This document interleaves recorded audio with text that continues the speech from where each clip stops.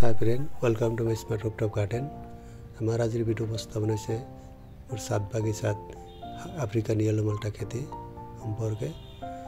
যোৱা বছৰ মই প্ৰায় 6 প্ৰকাৰৰ মাল্টাৰ পুলি আনিছিলোঁ, সংগ্ৰহ কৰিছিলোঁ আৰু তাৰ ভিতৰত সবতকৈ আকৰ্ষণীয় ফলবিধ আছিল আপোনাৰ আফ্ৰিকান ইয়েলো মাল্টা।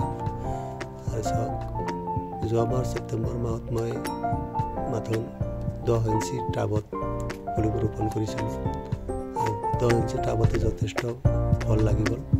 আৰু কিছুদিন আগত মই আকৌ 10 ইঞ্চি টাবৰ পৰা নিমখৰ যি পেলনীয়া বস্তা থাকে সেইবিলাকত মাটি ভৰাই তাতে আকৌ ৰোপণ কৰিছোঁ। প্ৰতিটো গছতে কিনি লগে ফল লাগি আছে আৰু ফলৰ আকৃতি যথেষ্ট ডাঙৰ আৰু খোৱাটো যথেষ্ট মিঠা। অলৰেডি মই টেষ্ট কৰি চাইছোঁ।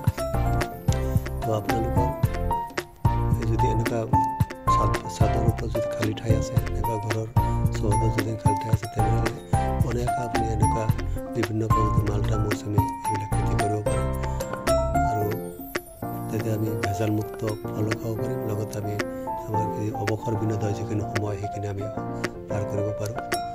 গতিকে আজিৰ ভিডিঅ'টো ভাল লাগিলে সদায়